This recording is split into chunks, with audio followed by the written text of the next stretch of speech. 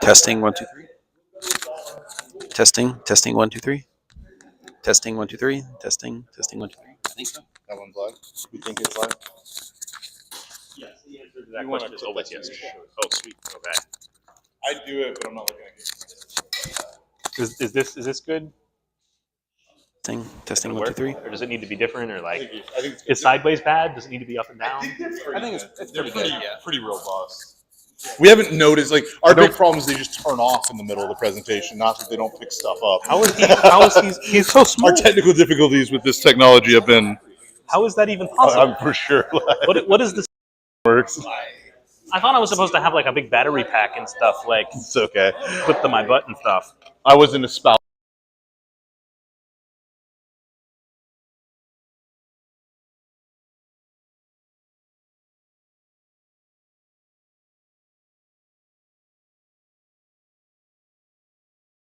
Our guest up. I tried the first iteration of the new technology once and had a bad experience and never again. I'm sure that they haven't made any improvements in the interceding 5 generations. Am I in frame? Should I come up? Are we I'll invite you up in just a second. I'm just going to make a couple announcements, and then, then we give you a warm applause as you come up to a raucous crowd of... I actually approved 1, 2, 3, 4, 5, 6, 7, 12, 13, 14, 15. You got a little zippy card. You got a little zip card. I always thought those were pretty fun. It was so convenient. You just walk up to the door and you're like, I have 15. You don't have to fish around in your pocket. Counting me. You count yourself. Well, you can still clip it to your belt loop and just tuck it in your pocket, and then that way it's easy to get. Okay. Although, well, some places you're required to have it out, so I guess it depends, like, where you're at. Yeah, it's different places. Okay, no worries. Policies, so. I'm live? Live to the world. It's Silicon Swamp. Hey everybody. So we're gonna kick this thing off. I don't have a lot of announcements. I'll just give you some general heads up. The 2 big things. If you want to speak next week, where we have a gap, please let me know by the end of tonight, because we definitely could use a speaker. We have it's not the end of the world. We do have some backup plans. But if this is something you really want to do, just let me know. We'll make it happen. On the non-speaking front, the Carolina Code Conference is tomorrow. We have a 20% discount code, which you can get in our Discord. Ha ha ha, tricks you. You have to go to our Discord, or ask me and I'll tell it to you. And I'm kind of a pushover. So that starts Friday and Saturday. It's in Greenville. It's going to be a polyglot code conference with generic development information. The other thing, on September 5th, on September 5th, they're going to have Startup Sprint here. So that normally would be a Silicon Swamp, but the Boyd Innovation Center is going to be running a big event that day. So there won't be any swamp. However, the Startup Sprint is an exciting event where people try and build a startup in basically a day. The first kind of intro meeting will be here, I think, at 5 o'clock on September 5th, and then all day that Friday on September 6th, you meet with people and you guys try and formulate a startup together. It should be a pretty fun exercise, and they're very much looking for technical people. So I'm going to bribe you a little bit here, which is if you go to the Startup Sprint, I'm going to be making Silicon Swamp t-shirts. So if you tell me that you're a Silicon Swamp person and you're going to be at the Startup Sprint and you've signed up, let me know.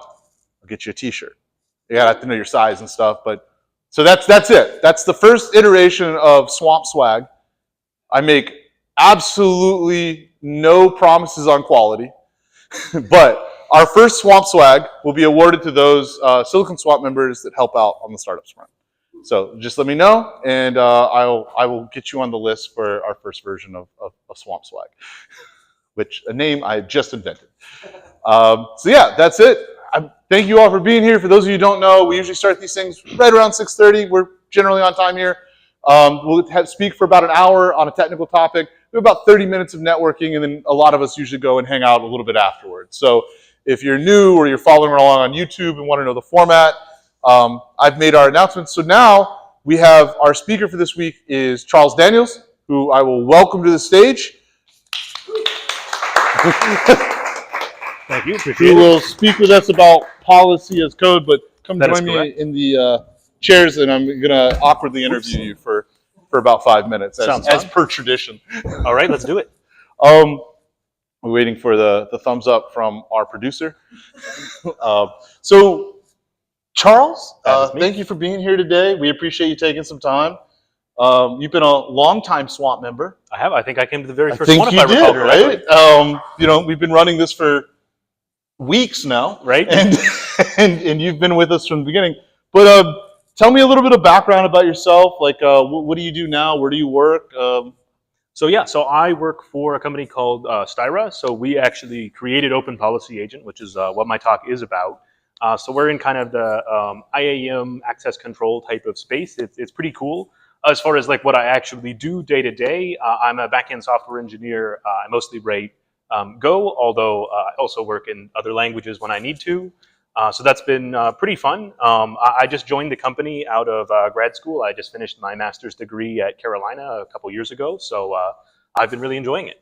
So what did you do your master's degree in over as a Gamecock? So I studied computer science for my MS. I did my undergrad in computer engineering, so a little bit of a change up. And you're not originally a Carolina native, right? You're from. That's right. Well, I was actually born in Pennsylvania, but my family moved a lot growing up, corporate moves and stuff. So I'm kind of from everywhere. But this is, I think, Columbia, South Carolina is the longest stretch of time I've lived in a single city. So, well, we're happy to so I have guess I'm you. from here now. Yeah, you're from here. This is it. Maybe this will be your last stop. Yeah, we'll see. What got you into tech?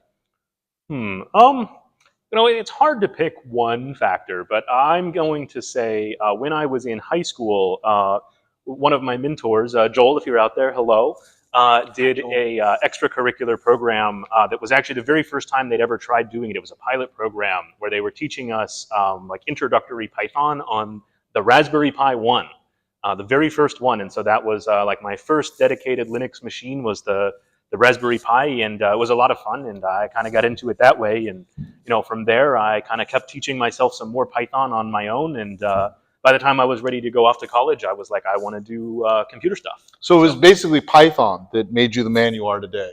Well, you could say that, although I did learn a little bit of C++ before that, so, But no, Python was my first language I knew really well. I do like Python.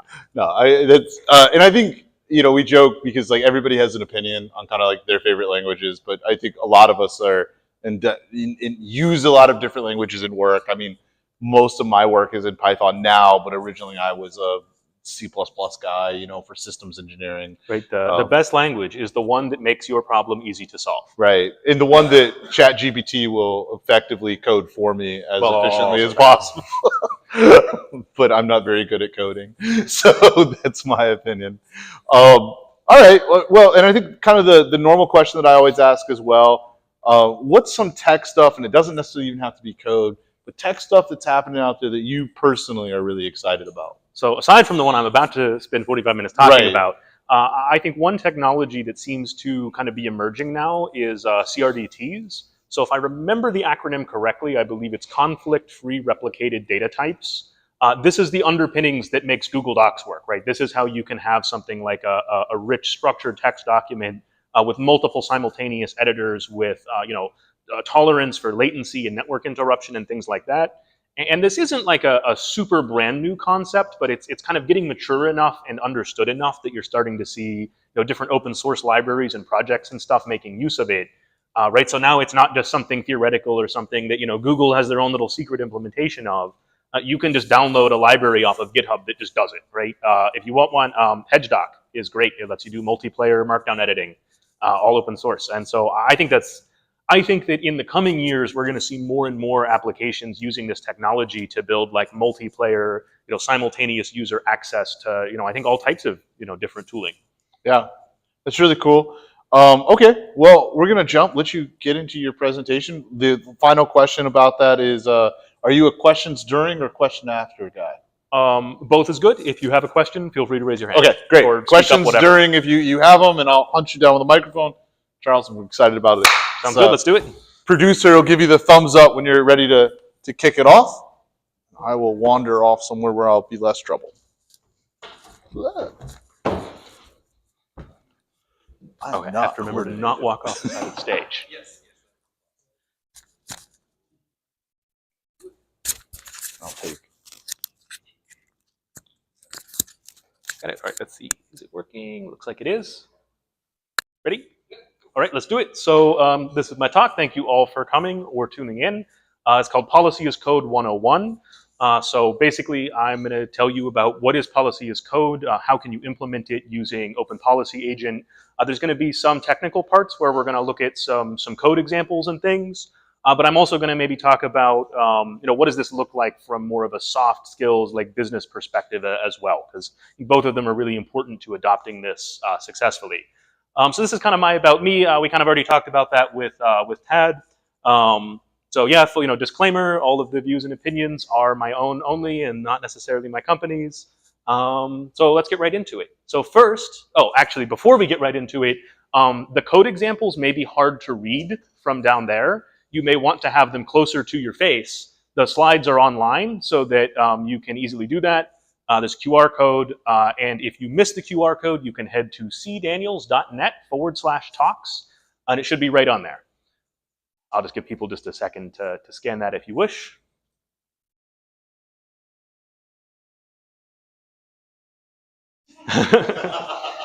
Yeah, you see, you didn't realize this is actually a security talk.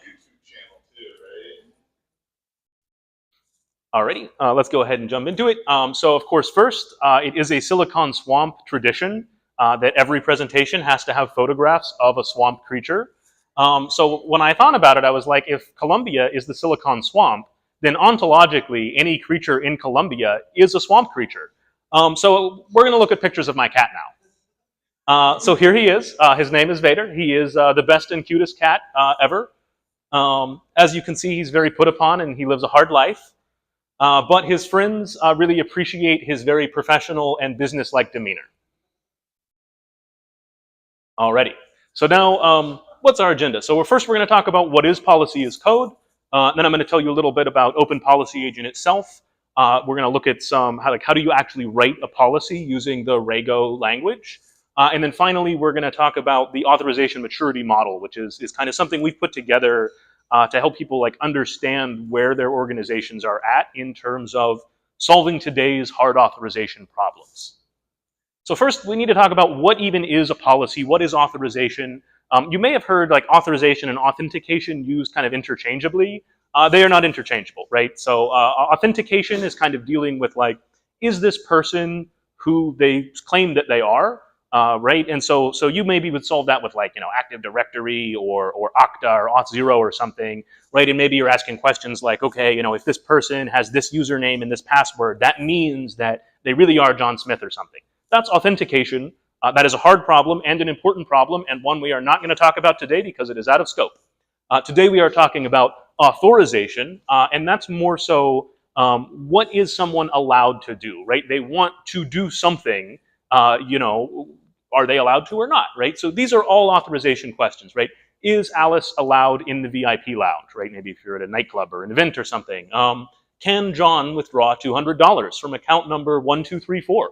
Right? If you're a bank, this is a very important question to know how to answer, right? If John walks in and says, I want to withdraw $200 and he's not supposed to be able to, that's no bueno. You're going to be in big trouble. What actions can Tim do on an escalated support ticket? You're a customer service agent, you're sitting there, this customer has this problem. What information in that customer's account should you be able to see? What should you be able to modify? Does somebody need to approve changes you're making to that customer's account information? Again, depending on what type of business you're running, you need to have good answers to these questions. So a policy is a process which answers authorization questions, right? And in the past, maybe a policy is something like, a binder full of SOPs, and there's some guy that sits there and flips through the binder and says, oh, yep, the company policy says we can do that. That doesn't really scale when you're, serving millions of API requests, across a multi-continent, back-end server or something, right? So we need something a little more powerful than that. And so that's where policy as code comes in. So policy as code means you're taking a policy and you are realizing it as a reproducible, auditable, reusable computational artifact, right? In a really abstract sense, it could just be a program that answers authorization questions. But we can get a little more specific than that. You probably don't want to use a general purpose programming language for this. They're very general purpose. It's better to have something kind of tailored to this problem domain. And crucially, this lets you decouple your policy and how it's represented from your application code, right? You don't want to be sitting there, writing an API handler and going like, okay, if the method is get and the path is this and I'm going to write all of this code in my main language, just embedded right into my application. Because now what happens when you need to change it? For one thing, now you've got to go make a bunch of code changes and then redeploy your whole application. Their life cycle is now joined together. There can be a lot of negative externalities to that. Also, you want to be able to use your policy across your entire stack, whatever languages, architectures, operating systems, platforms, whatever you need to use, because just because you're writing your application in, Python today, maybe in 5 years, your company acquires another one and their stack is Java. Well, your policies still need to apply, right?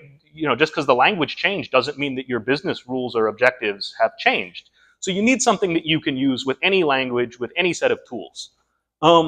Also, critically, we want to separate the policy enforcement. That is saying, this web request is allowed, this one is denied. This user can transfer money from this account to the other one, or they can't. You want that to be separated from where you're actually making the decision about whether or not that should be able to happen. Right, both for logging, for auditability, for decoupling your services. There are a lot of reasons why that's a really good benefit to have. So how can you do that? You can actually use Open Policy Agents. So OPA is a Cloud Native Computing Foundation graduated open source project. It's written in Golang, so it's very portable. It's easy to hack on. And it's a runtime for policy as code. So it actually has a domain-specific language called Rego. It is in the Datalog Prolog family. Although if you've seen Prolog, the syntax for Rego is different. It's much less scary than Prolog. So don't panic.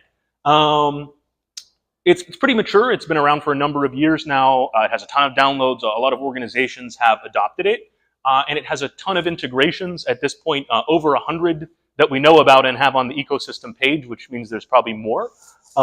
If you've integrated something with OPA, then let us know, and we can maybe work on getting that on the ecosystem page. And a lot of those were written by the community because there were people out there that had some need of, I want to connect something to OPA. Let me make it happen. And so really what it boils down to is Rego is a language that lets you express transformations over JSON documents, right? It takes in JSON, it does some stuff, and then it outputs some JSON. And we're going to get a little bit more into what the stuff it actually does, in that middle step in just a moment. And you can try Rego in your browser right now at play.openpolicyagent.org. All of the code examples that I'm going to show are set up as Open Policy Agent Playground projects, and there will be QR codes you can scan that will take you right to it live in your browser, so you can actually execute the code right now. But first, let's talk a little bit more about what does this actually look like, right? We're kind of talking about some very abstract stuff like, what is OPA? How do you integrate it with your application? Like, how do you deploy it? That kind of stuff. So OPA is a policy decision point, right? You have to provide the enforcement point, right? If you want it to, authorize, HTTP requests coming into your gateway is where the enforcement happens. It's either dropping those requests or allowing them.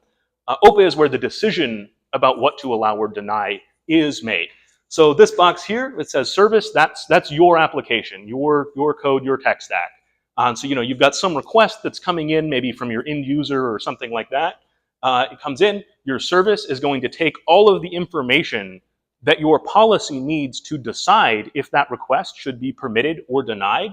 It's going to JSONify that, and then it's going to send that into OPA. And OPA, inside of it, you're going to have deployed it with your policy, which is going to be your Rego code, as well as your data, which is typically JSON. In some cases, it may not actually be stored as JSON, but the data model is always JSON, however you're storing it. So OPA will take that input, it will think about what should happen, and then it will send you back some JSON that you can then work with and decide what you want to do within your application. And that means it's really flexible because every language under the sun can speak HTTP with JSON in it. So I said that it also has gRPC support as well. So if you would rather speak gRPC than JSON over HTTP, we can accommodate that. It is also available as a Golang SDK. So if you're working in Go, you can just pull it in as a library. There's also you can also use the lower level APIs if you want to get fancy. It also has great support for having a control plane. So a lot of times, people are deploying a ton of these agents, right? Like you may have 100 replicas of your backend server for fault tolerance and high availability, and you can have 100 open policy agents running as sidecars to each one of your instances, and then you can use a control plane to make sure that all of them have the same policy and data, and that when you need to roll out a policy change, it actually goes out to all of them at once. And it also has good support for taking logs of like which decisions happened during evaluating those policy questions, and then centralizing them back to some place that you can later audit them. A lot of people use S3 for that. And I think S3 is a pretty good way to solve that problem, but there are other options as well.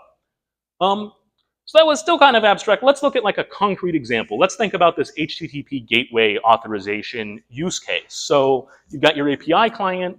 Maybe that's an end user in their web browser using your front end, for example. And then you've got an HTTP gateway. Maybe that's traffic, Kong, Envoy, Nginx, something like that. Some HTTP gateway that supports authorization. And what that gateway is going to do is its input that it's going to construct might look something like this. I know it might be a little hard to read from back there. That's why we had a QR code for the slides. But this JSON structure, in this case, might contain something like method put, right? That could be your HTTP method. Headers, right? Maybe you have an authorization header with a bearer token inside of it or something. That's a pretty common way for people to authenticate. Maybe you have a path like /API v1 files budget.csv or something. Right, and so the policy question you're really asking is this API client allowed to, overwrite API v1 files budget CSV? I don't know, that sounds pretty important. You probably want to make sure you get the right answer to that question. And so OPA is then going to essentially transform this JSON into your decision. And so here I said decision false, reason user, access denied, reason admin, missing role accounting. That makes sense. If you're not in accounting, you probably shouldn't be touching budget.csv, right?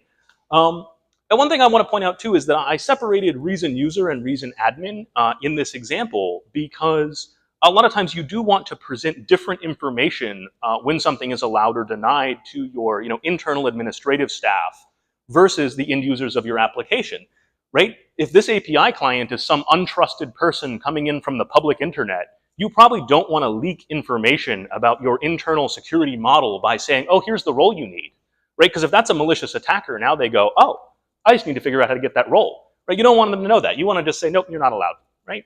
How does, for those of us that don't do a lot of authorization, how does this normally sit in your process? So you're saying, okay, I have some sort of API, HTTP API. Is this like query like an open policy service that I have running as like a microservice normally? And I'm sure there's like a lot of ways to, what's the most typical? Like, yeah, so is it standalone microservice, or do I have a stand-up server that needs to do this? So you can do it however you want, right, of course. The most popular way that we see people using this typically is a lot of people are deploying their cloud applications in Kubernetes. And generally what they'll do is they'll put in their pod, they'll have one container that is their actual application that does stuff. And then the other container in that pod will be an open policy agent instance. And then the container that is their backend code or whatever will be making essentially like local host HTTP calls over to OPA to get across that container boundary. That's the most common way because then that way you keep OPA separated from your application code. Some people run them both in the same container. That's fine too. You just have to decide like what makes sense for your security model. But yeah, typically one instance of your application, usually you have one instance of open policy agent that goes with it. And the reason why that's desirable is for fault tolerance, right? Because while open policy agent can integrate with a control plane, if that control plane, say, fails, or maybe there's a fault and it's not able to connect to the data center the control plane is running in or something, the open policy agents that have already pulled down their policy and data that they need to make decisions will just keep right on trucking. And then when the network comes back up or whatever, right, all of the decisions that were made in that time are cached and then sent back for archival later. So what that means is, essentially, if everything fails except one instance of your backend and one instance of OPA, you can still keep on running. Some people do just have one single OPA instance and then have all of their stuff talk to that, but that's not as common. The sidecar model is by far the most popular way that I've seen. Make sense?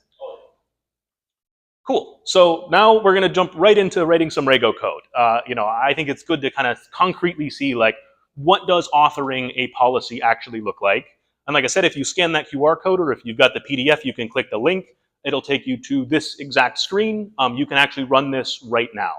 And so I think one of the most important concepts in Rego is called a rule. And so here where you're seeing there's 4 instances of allow, here, here, here, and here. And that is a rule. And in this case, allow is a Boolean. It's either true or false, right? Kind of intuitively, you would go, if allow is true, then whatever you're trying to do should happen. And if it's false, it shouldn't. You can also assign, whatever arbitrary JSON values you want to these rules if you want to.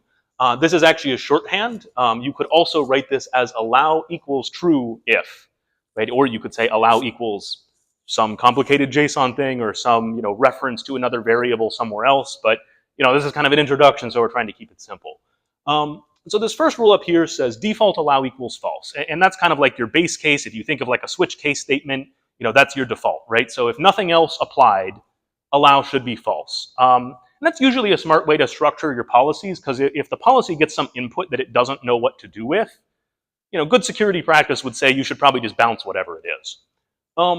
This next one says allow if admin in data.roles input.user. So what data.roles is referring to is I have this data panel over here, and I have this roles object, and each of these keys is a different user, right, in my setup. And the values associated with those users is essentially just a list of roles that they have been assigned. You could easily imagine pulling this out of your authentication system, such as Auth0, Okta, Active Directory, whatever else you do to do authentication in your use case. And this input.user, this is referring to the input panel up here, which in the playground is just, hopefully the stage isn't collapsing, right?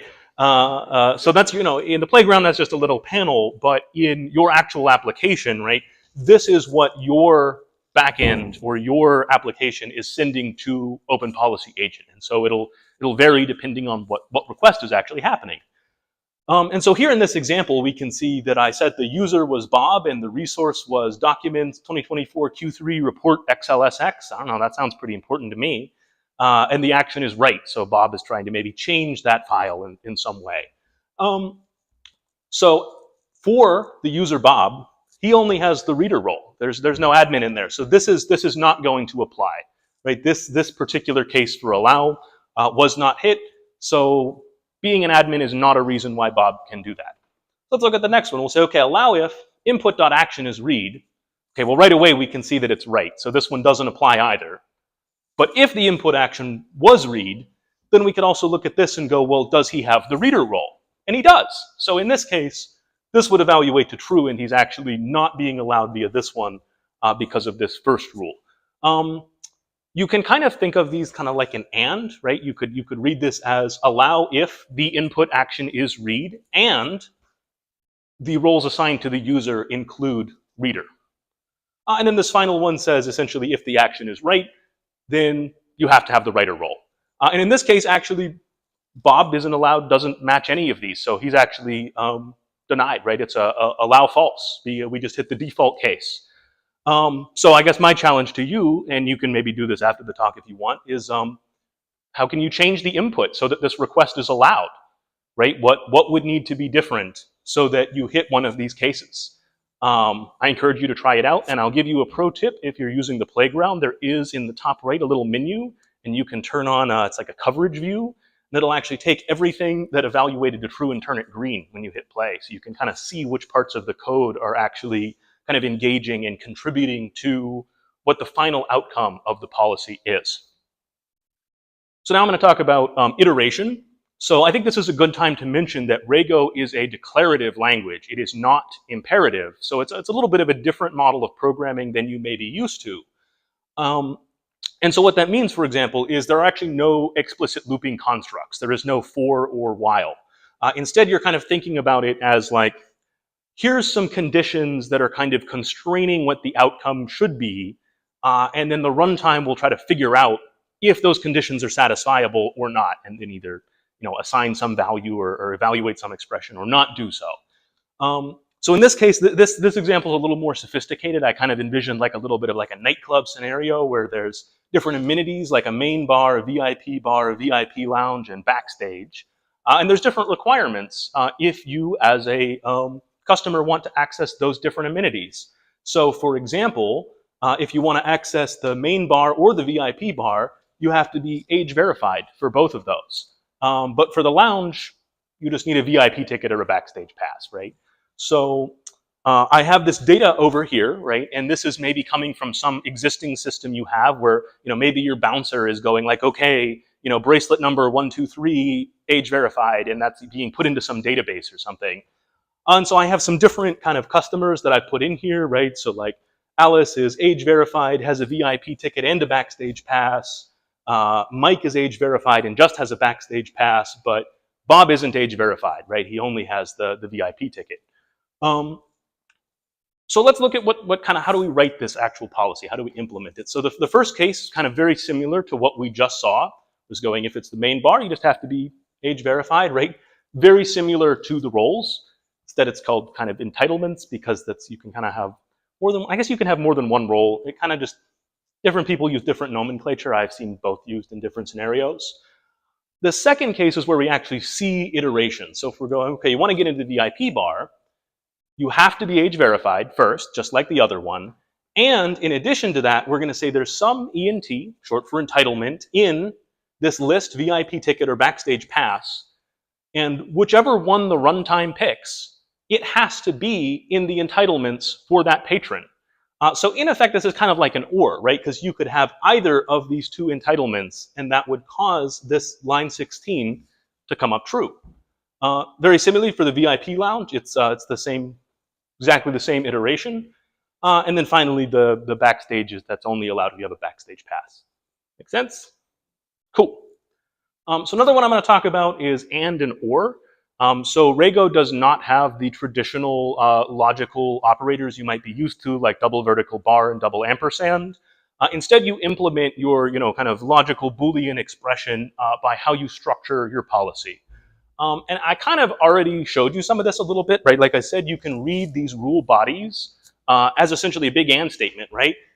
The input amenity is VIP bar and the patron has age verified in their entitlements, and they have to have VIP ticket or backstage pass in their entitlements. So this is a way that you can express or using iteration. But we can also kind of unroll that loop if we want, and I could actually split this into two separate rules where I have special case having a VIP ticket versus having a backstage pass. And these two policies are exactly equivalent. It's just a matter of style, of how you choose to do it. And there can be some more considerations here. If you're really interested to learn more about this, there's a great blog post on the styra.com blog called How to Express OR in Rego, if I recall correctly. If you put that into Google, I'm sure you'll find it. And that goes into a lot more depth about how does that work and what considerations are there. There are other ways you can do it other than these two. I think these are probably just the ones that make the most sense for an introduction. So for these policies, I mean, obviously a lot of them are, and I guess here you create arrays of them, but is this what you should manually sort of set up the policies, or is there, I don't know, like some way of, for really complicated structures, like I'm thinking like a really large organization with thousands of people, is there like some programmatic tricks that people use to sort of assign general, like, especially if you have a lot of policies?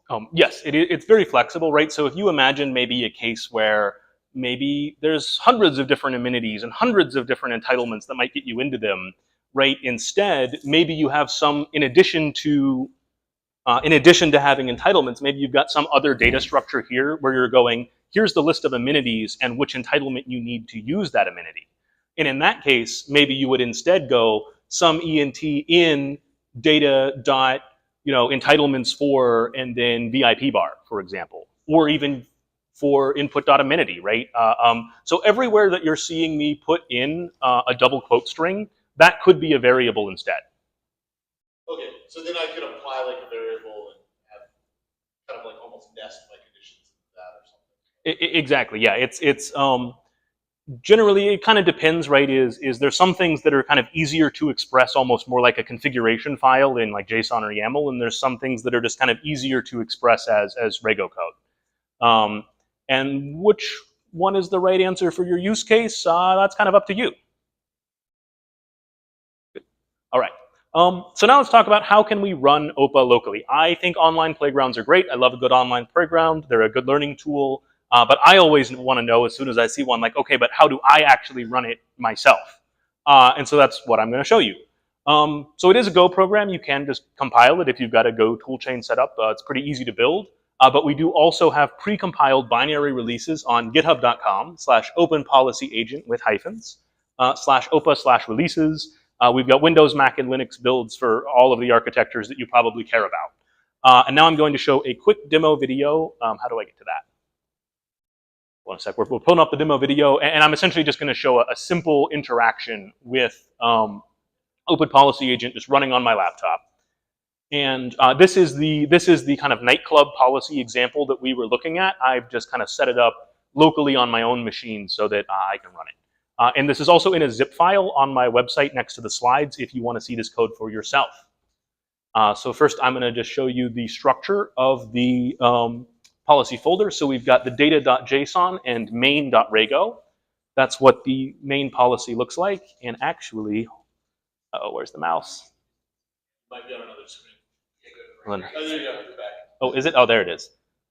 Oh, it's a little slippery. What I wanted to point out here real quick, if I can do this, is, oops. I do want to point out that we say package main up here, and that's going to come up in just a second.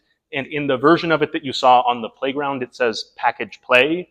And later in this video, I'm going to say something about packages. And so I did want to point that out so you're not like, wait, where did this magic main string come from? There's nothing magic about the string main. That's what I put there. And then I just kind of scroll through it, and you can see this is, I believe, the unrolled version of the policy.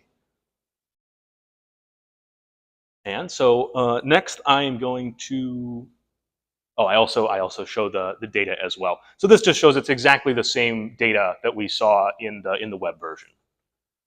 And then I'm going to go ahead and fire up the Open Policy Agent server. So OPA run -s means run the server, and --bundle is saying that directory is where my policy and data are coming from.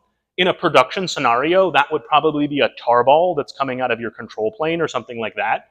But for like development or simpler use cases, it will also gladly work with a directory. And here's some curl commands. So you can see I'm always using the post method. And the API that we're using is this v1 data API. And so you see this v1 data main, that's the package, and that allow is the name of the rule in the package that I'm trying to get to. You can nest packages if you want to do that.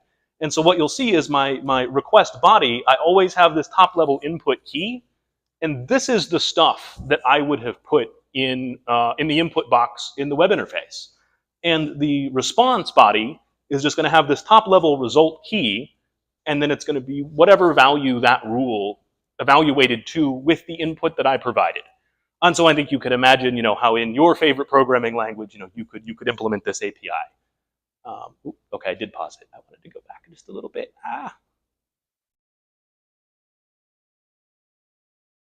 Sorry, this mouse is just a little squirrely. So kind of the last thing I wanted to show you with running it is that you can also just hit v1 data, and that is essentially, right, it's kind of hierarchical. So if you hit a package and it has more packages down inside of it, you can actually kind of recursively kind of visualize all of those or materialize them in a single API call. Sometimes that comes in handy. In this case, I'm actually just dumping out everything that OPA knows about. v1 data is the root of OPA's universe. So we can see I've got that entitlements object. It's got all the stuff we put in there. And then under main, we have allow false. And of course, the reason why it's false is because I made the input empty. So we hit that default deny rule. All right, we'll start it back up here.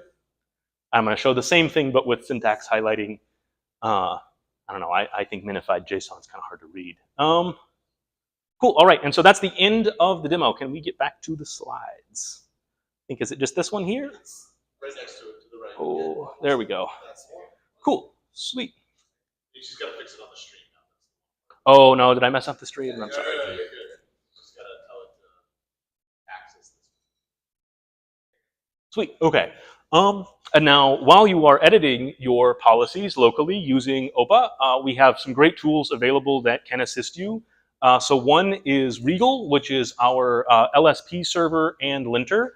That's on github.com/styra-inc/regal. So Styra actually maintains that as a first-party open source application, just to kind of help people adopt this technology and get productive with it quickly. There is also an official VS Code extension that's maintained by the Open Policy Agent project itself. And these two actually are friends with each other. The VS Code extension will auto-magically pick up the fact that you have Regal installed and make the LSP work. So if you are a VS Code person, it's a pretty slick setup process. There is a Vim plugin. That's what I use. I'm a Vim guy. Right now, it just does syntax highlighting, but there are LSP implementations for Vim if you want that. And there are a ton more. There are so many different editor plugins and stuff that I can't even list them all in one slideshow. So I will point you to github.com/styra-inc/awesome-opa. We have our own awesome list. I love a good awesome list. And so if your favorite text editor is not one of these, go look there. We probably have a plugin for it. Cool. So now that we've kind of shown like what is Open Policy Agent, what does a policy look like, how would I run it and interact with it, let's talk about like, but what does that mean from a business perspective, right? Like how would I actually, adopt this in an organization? Because right, it's more than just some code and some HTTP requests and things, right? We got to kind of map that onto like what are we trying to accomplish at a high level. So for one thing, it's really important. Kind of everybody in your org needs to be on board with policy as code. You need developers, IT, ops, management, your IAM team, because right, no single person is an expert in all of these different cross-cutting considerations that you have. Right, a lawyer that knows about the regulatory compliance for a certain region that you're trying to operate in, they don't necessarily know how to map those regulations onto should this HTTP request be allowed or not, right? And likewise, that developer probably doesn't know the minutia of banking regulations in southern France or something. So you kind of got to have teams that are working together to make sure that information is percolating around. And I think I mentioned it in the agenda, but we've put together a authorization maturity model. One of my colleagues made this, and I've kind of made a simplified version for this slideshow that's kind of like a little bit of a guide, so that just to help people understand, where they're at in solving these hard authorization problems, right? Because at the end of the day, right, I don't know about you guys, but I certainly get like 1 or 2 letters every year that's like, oh, sorry, all your data got breached, right? Too bad, so sad. And I think that kind of the governments and regulators of the world are starting to wake up to this fact and go, no, you have to have controls in place so that people can't just do whatever they want with any data anytime they feel like it. You have stuff like requirements for separation of duties and, really enforcing and auditing that. You need to be able to go, okay, this person did this wire transfer, last October. Why were they allowed to do that, right? What caused the software to say, yep, that wire transfer can go through and this one can't? And in a lot of industries, you may have like actually laws with teeth that mean you have to care about this. And so whether you're using Open Policy Agent or not, and whether you're doing policy as code or not, you need to have answers to these questions. And so I think the authorization maturity model can help guide what questions you need to have answers to. So I'm not going to read you this entire table, but kind of the columns going to the left are kind of a less mature stance on authorization. And then as we go to the right, it's kind of a more mature and advanced implementation of authorization. And so there's a couple different factors, right? So location, right? Like where is your code, like your policy code stored, right? Is it inside of your application code? Is it in a separate GitHub repo? Is it, where does it go? And so kind of the ideal is you want it to be in a centralized location, you want it to be reusable, and you want it to be decoupled from your application code. Because, right, next week you might have another application that the same policy needs to apply to, And if you have married your implementation of the policy to application 1, now you got to rewrite the whole thing for application 2. In terms of enforcement, right? Ideally, you want to have full zero trust at every layer, right? Your backend should bounce a request that's trying to do something that's not allowed. Your, end-to-end encrypted service mesh should be dropping requests that shouldn't be happening. Your front end shouldn't be allowing users to even try to do things that it knows that they're not allowed to do. Of course, that's the objective. A lot of people end up kind of just picking a gateway or just a backend or things like that. What the right answer is kind of depends on your specific use case. In terms of governance, right, you want to have a centralized IAM team, and they need to have the ability to deploy policies that take precedence over the ones that your application developers have created. And that's important, right? Because if some regulator comes in and goes, oh, we have a new law, and now you need to implement this type of check on this type of business process, the people that are understanding that and making those leadership decisions need to be able to quickly roll out those changes, for compliance reasons, among others. You need to have your access logs need to be saved in some external system, and not just the logs of which policy decisions were made and what were their inputs and outputs, but also who changed the policy, right? Like, did John Smith go in and edit the policy last week, and then all of a sudden yesterday, all the accounts got drained, right? You want to have a record of that. And finally, you need to have a central IAM team, and they need to be kind of interfacing with a lot of different business units in your organization to kind of understand them, provide them assistance, right? We want to make rolling out this policy as code stuff as easy as possible, right? Not everybody wants to have to be an expert on all of these things, right? They should have a nice library of policies that are pre-made and tailored to your use case that your developers can just pull in and go, yep, here's the standard policy for this type of API, go, right? That should be easy. And also, right, that team can kind of be acting as that interface point that can talk to maybe a business user that's a decision maker and go, okay, I understand this business need, and now I'm the one that knows how to translate it into, should this HTTP request go through or not, right? Should this function call, run, or should it be blocked somehow? And if you're interested in learning more about this, there is a link here to the full version of this slide deck, and there's a QR code that goes right to it. Kind of the full detail version is a little bit more sophisticated, and it's kind of, I think it's robust enough you could almost use it as like a rubric to kind of grade yourself on like how good is our authorization. I'll give people just a second that want to scan that. And remember, it is in the slides as well, so you can always get back to it that way also. Cool, all right. So in conclusion, policy as code makes answering your authorization questions reproducible, language agnostic, and reusable. There is no human being that's sitting there looking at this request and making a subjective decision about what should or shouldn't happen, right? It's a machine that's going to give you a consistent result every single time. If an auditor shows up in 5 years and wants to know, why something happened, you can go, okay, here's the policy that was deployed on that day. Here was the input that was fed into it. Here it is running. Here's the output, and look, it's exactly the same output that we had in our audit logs. Open Policy Agent is a CNCF graduated open source project. It is mature and widely adopted, and it allows you to implement these ideas using the Rego DSL that I showed you guys how to write some code in. And so kind of the final piece of the puzzle, I would say, is that when you do this right and you roll it out properly, policy as code can be a really powerful tool to align what's actually happening in your data center, requests and packets and function calls and database accesses and things with, what are your high level business requirements. And it can also help you, make sure that you did it right and audit that those requirements did in fact accurately translate into a fully realized technical implementation. So that is the end. I will now take questions, comments, concerns, grievances, etc. And if you want to talk to me about this later, you can email me at contact@cdaniels.net, or you can go to my LinkedIn as well. Thanks, guys. I love the idea of start. All right, grievances, anybody? All right, I think I saw a question over there. Just checking if this, I think this mic's live. All right, first question. All right, the closest one. Well, you're going to speak into that so that people, you can hold it. All right. So we were looking at the data portion of OPA, where you're defining your actual entitlements and the users or your roles or that kind of thing. How would something like that scale? Obviously, here you have every single user listed out explicitly.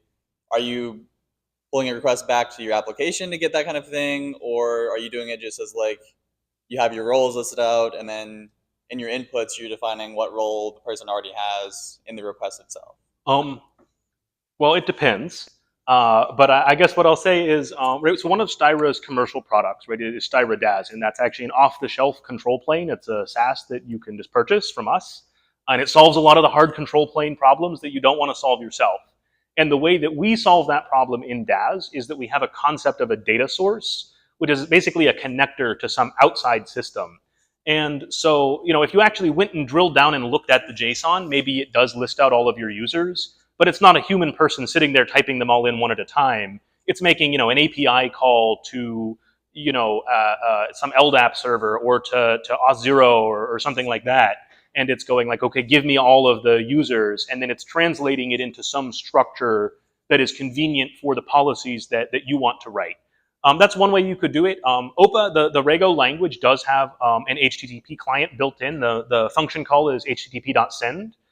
So if you've got like a REST API that is serving up this information already, we can just pull that right in as JSON even at runtime, no problem. Also, we have an enterprise distribution of Open Policy Agent, and that also has some, essentially it's a very similar concept to the data sources that I mentioned in DAS, except that the fetching and the API calls are pushed all the way out to the edge instead of happening in our cloud. Does that answer the question? Yep, thank you.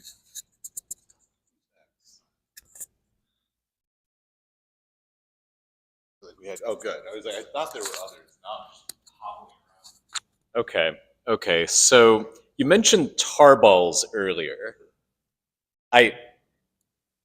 How do I ensure that some malicious actor who's managed to get into my network doesn't just stick some extra data in there? A few extra entitlements. Maybe Bob's allowed to go to the VIP lounge, and he's not necessarily authorized for that.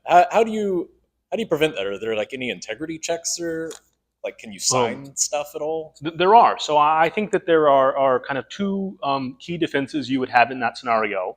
So the first one is that when OPA is talking to your control plane, you should be setting it up so that it is properly using HTTPS and it's properly authenticating itself to wherever it's pulling these bundles from.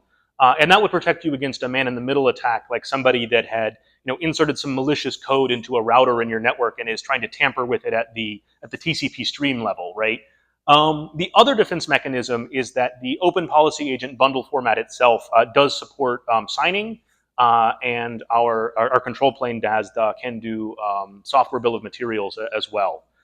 So we do have some good controls in place that you can kind of go like, okay, like here's the software I expect to be showing up in my bundles. I want proof, right? That is fully supported. Related question: how do I know what my little OPA instance out in the cloud is actually running? So I believe, if I recall correctly, if I'm remembering reading some debug logs scrolling by, when the Open Policy Agent instance is talking to the control plane, it will see, oh, there's a new bundle available, let me pull that down. And then it will, in response, send a diagnostic message back to the control plane and go, I received this bundle update, here's the hash, I applied it successfully. Or I tried to apply it and it broke and here's some error. So essentially, if your control plane is set up correctly, it will be able to gather that data and you'll be able to see, essentially, for every single agent that you have deployed into your environment, what version of your policy is running in it at any given time.